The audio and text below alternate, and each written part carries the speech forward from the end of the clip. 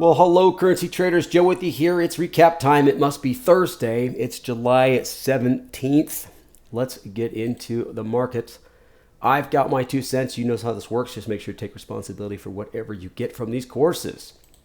Let's take a look at some of the meaningful news of the day. Let's look at some stuff technically. The U.S. markets did push, well, at least threaten some new highs. We'll talk about it. And if I've got trades, I will share them. All trades and analysis in this video are intended for professional traders only. This content does not constitute financial advice and is for educational purposes. This video is being released after a short delay due to Compliance Department review. Maverick members receive this content immediately as part of their daily trading resources. If you're ready to level up, consider joining Maverick Currencies. Our traders trade firm capital and keep 70 to 80% of profits. You bring the skill, we provide the backing. Let's get into today's market recap and see how the pros are trading the currency markets. Moving into our market analysis, it really wasn't too big of a day outside of the U.S. Let's just get straight into it. The S&P and the NASDAQ head towards new highs. Actually, they tested them intraday, but as our earnings season starts to ramp up, in fact, I think we got Netflix coming out here this afternoon. But what really did it was some pretty strong economic numbers, and they all came out pretty much all at once. Started yesterday with the PPI and just carried into it today. So we'll take a look at that once we get to the economic numbers, but not a lot past that. Take a look at where we finished. So the yen, slight drop. The U.S. up 0.38%. We've been seeing the U.S. dollar get strong for quite some time. It's been a few weeks, and that just kind of continues. Franc was flat. Euro was flat. The pound up a little bit, kind of a bounce off the bottom. The CAD has a really good pattern to it, but just flat today. The Aussie dropped a little bit, 0.25%. Aussie did have an employment rate percentage come out, I think, yesterday. It might just be carryover from that. And then the Kiwi flat as well. So not too much going on outside of the U.S. and what the U.S. dollar did today, and we'll get there. So how did we finish with these markets? Well, the S&P put another 0.5%. Once again, it was intraday, testing, I believe, above its high. But didn't close there. Same with the NASDAQ. World Index up about 0.5%. Crypto flat. Now, that was something I thought was pretty interesting. Now, of course, not all of them are. They're still pretty strong, +2, +3 scenarios. But flat as a combination. Gold with a little bit more of a drop, and oil as well. Hanging out around 66.5 a barrel. Last I saw. So let's take a look at the cryptos. Bitcoin flat. I mean, 0.02%. I'm sure it's off from there, but it was interesting to see that number. Bitcoin Cash is slipping a little bit, down 2%. Ethereum, Litecoin, EC up 2.77%. So kind of a quiet day considering what crypto has been doing as of late. Overall, let's take a look at our market outlook. It is definitely a +3. A very strong move to the upside. Expectations were from some sort of a little consolidation. There's an area that we took a look at. This is a pretty interesting candlestick, a gap up, a move to the downside. Not a lot of volume with it, but the expectations were for maybe a little bit of a consolidation or pullback to one of these moving averages, even maybe a level of support deeper. Now, we never quite got it there. It just shows that these markets are still super resilient. Sentiment is still super bullish. In fact, folks, we actually tried intraday yesterday to continue this kind of bearish, this gap up fall or bearish engulfing candle pattern, and just turned right back up and moved higher. This follow through today might just be kind of circumstance, just saying that the sentiment's super strong, but there was some pretty good economic numbers out of the U.S., that is for sure. So not much has changed. We're still super bullish. It's a high base. It's consolidating, but overall longer term and sentiment-wise, it's staying bullish. So let's take a look at these numbers.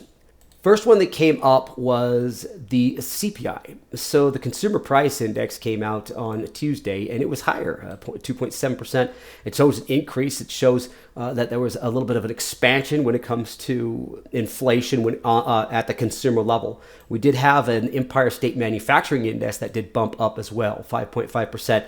Now that's kind of bullish. So a little bit of back and forth. Hey, inflation's still there. Is that a good thing or a bad thing? The markets just kind of seem to meander, slip a little bit lower. You saw the dark cloud cover. Then we get into Wednesday. Now, Wednesday comes out with the PPI, and the US PPI was a much, much different story. Expectations of 0.2%, and it came in flat. In fact, this is the lowest impact it's had on the production price index in quite some time.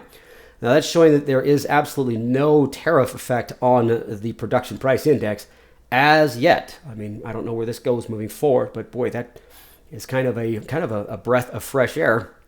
And maybe that's what kept the U.S. from falling any lower. Now, outside of the U.S., we did have the employment change in employment rate on the Aussie, which I think it's starting to slip that yesterday as well. And I think it was just kind of a carryover from that. I don't want to look too deep into it because the story of today was basically just what the U.S. did and the continuation of the strength in the dollar. So here's the numbers that we saw today, and they're all showing some pretty good strength. An active consumer when it comes to retail sales. These numbers were high. Yet again, less unemployment claims than expected. This is the second time in a row it's been there. We're lower since February. And then the Philly Fed Manufacturing Index, that is a big move, 15.9%, a big bump up when it comes to manufacturing. So these are all very positive. Now, are they short-lived? Not sure if that was the cause of today's move, but this is a fairly optimistic view when it comes to at least the strength and stability of the U.S. markets. Maybe that's why the dollar had a little bit more of a push today. So let's just go ahead and take this a little further and take a look at what the currencies did do. As always, we're going to start with the yen. The yen was pretty much flat. I didn't really think it did anything good or bad. Oh, I kept it at a zero. I could have argued maybe something a little bit weaker. Because we do have a descending trend line, but it is kind of flattening. I do like how it kind of blipped up and is testing this resistance, and it's consolidating above a previous pivot. So flat on the RSI, I'm going to give it a flat on the moving average and then a flip on the SAR there. So I'm just going to keep it as a zero, but it is kind of a low basing zero. See if we can gain some strength here in the next day or so.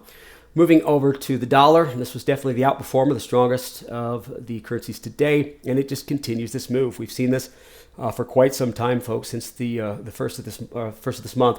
Consolidation breakout. I like the consolidation RSI above the 50, comfortably above it. Looks like we ended a little bit lower, maybe a little bit of a pullback coming, but nice breakout it had a couple of days ago, just kind of sideways, good moving average. I just tried to keep it at a +2 for now. I mean, kind of a +3 as it broke out, but a little bit of a turn there. So I don't want to be over anxious on it, but it is definitely strong, and it's been strong for quite some time. Let's move over to the franc here. And the franc is more of a consolidation. I just wanted to keep this kind of at a zero. It does have that range bound. It's not weak at all. I mean, it's stable, for lack of a better term. Very difficult to pair with because it does like to crisscross above and below that moving average. It's been sticking pretty close to that 50 level on the RSI and then flip-flop on the SAR. So it's zero. It's been there for a little bit. 0, -1, 0, +1 in my book for quite some time. Let's get over to the euro. Now, the euro itself is also going to be flat, more of a consolidation. I gave it a zero. It's playing this RSI game. Flat at the 50, flip-flop on the SAR. It's trying to gain some traction, but it's just really not doing anything. But the US dollar has just quietly been stronger and stronger and stronger, but nothing's really getting punished. The euro's not too bad. The franc's not bad. You're going to see the CAD here in a second. Now, the pound was a little stronger when it comes to its momentum. I gave it a +2, and the reason is because it's just kind of pushing off the bottom. I don't like the moving average on this. It's just falling apart. Looks like it's trying to find a bottom here. I do like the RSI pushing above the 50. I do like the breakout when it comes to the price action here and the flip on the SAR. So I was thinking +1, but I got to give it a +2 because it is a momentum. How far this pullback goes or consolidation before its next move really is going to tell me a lot about the stability, or I should say continuing possible strength in the pound as we go forward. But right now it's just a little early, but a pretty promising move here off the bottom for it. Now let's go to the CAD. I said the CAD wasn't necessarily a bad trade, or I should say a weak currency. It's just in a pullback. In fact, I like the trend that it's had. I like the moving average, the breakout, the consolidation. Yeah, these last few days, a pullback, but a very structured one. The SAR still flipped, flattening moving average, a little drop on the RSI. That's fine. If it can stay above that 50, this is more of a bull pullback. to me than it is anything more of sideways or bearish. So I had to give it at least a +1, just because it's in its pullback. This is one that I do like. I think it's a good one to pair as it gets stronger, maybe against some of the weaker currencies. Let's move on, I should say, to the risk on currencies. Here is the Aussie dollar. And once again, it did have unemployment numbers that showed an increase. Unemployment rate did increase. That was a few days ago. I imagine that's probably what caused the majority of last night and early this morning. But it did try to bounce. To me, this looks like an oversold, I should say, bounce or a bear rally. So I'm a little bit leery on this. The moving average is just kind of flattening, rolling over. But if this stops or hesitates up to this resistance and rolls back over, then it's something a little bit more than just a correction. So the RSI is below 50. It's moving higher, but at very anemic wise. So if it's going to stay below that 50, strong break below support with pry action and a little bit of an anemic roll and a flip on the SAR, I had to move this momentum wise to a -2. Now, if it can consolidate and move sideways, it could easily get back to a 0 just because of where it came from over the last few days. Let's go to the Kiwi.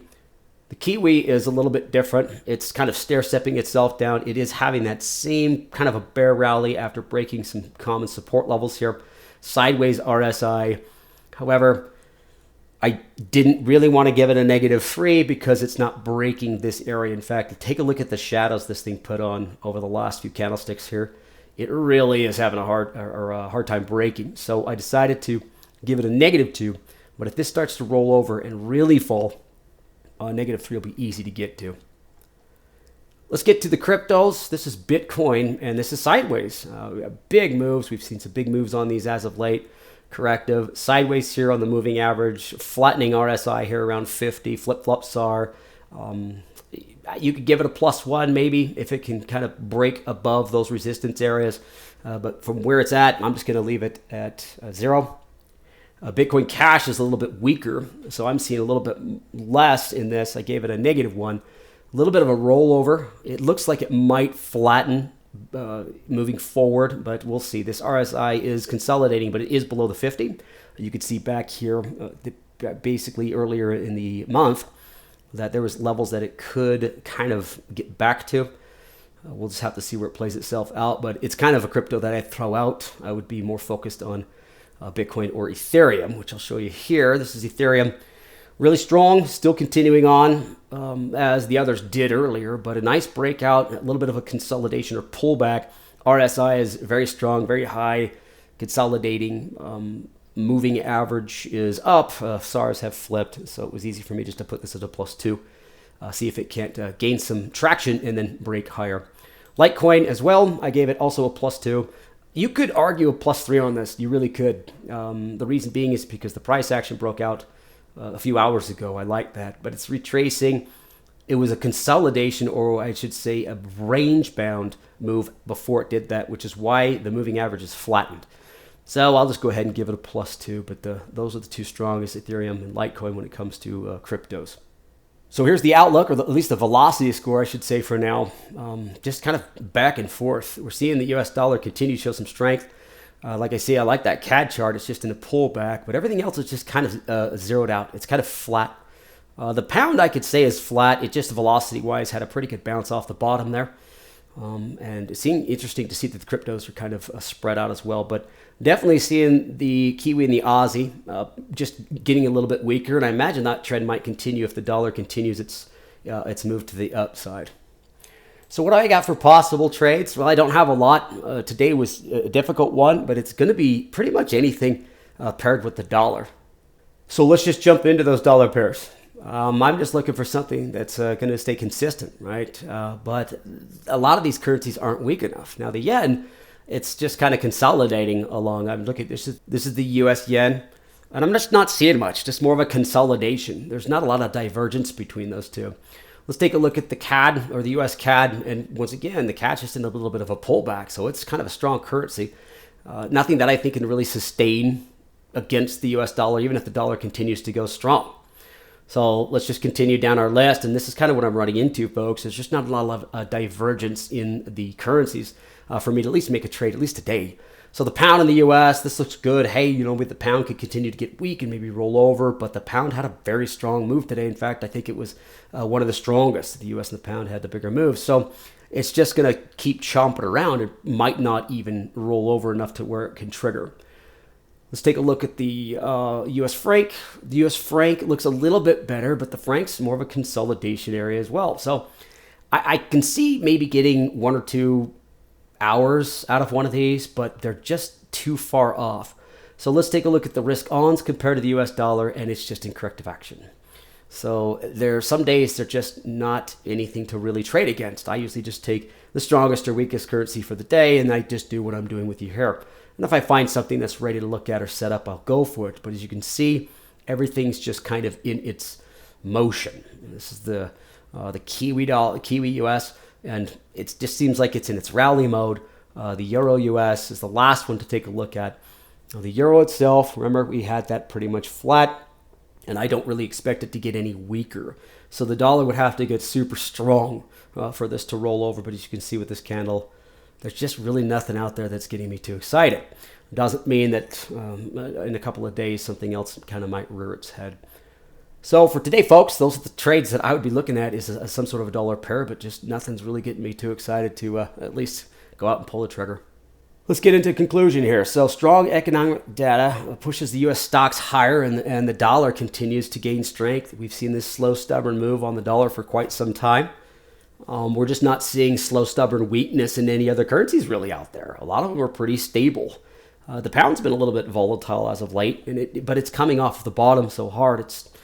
It's just showing that it's not going to stay weak. The CAD I do like. The CAD I think has been very stable and strong as well. It's just in a pullback. So we just got to wait for this correction to happen and see what goes on over the next day or so. But it's just a little bit early, I guess, when it comes to setting up a tradable pattern. U.S. earnings season is in full swing, folks. I think we got Netflix coming out here. We'll see where that goes. But it's definitely going to impact the U.S. markets, and we'll see what that does to the dollar and the rest of the currencies out there. If you're like me, just wait for your waves to come in, right? Let's pick our points, and if something's worth trading, we'll do it. So play relative strength and weakness and just position size correctly. And I do not like to overtrade, so I don't. If there's nothing out there, I won't trade. So we'll see what happens tomorrow, folks, and we'll talk to you then. All right, thanks for joining me. Bye, everybody.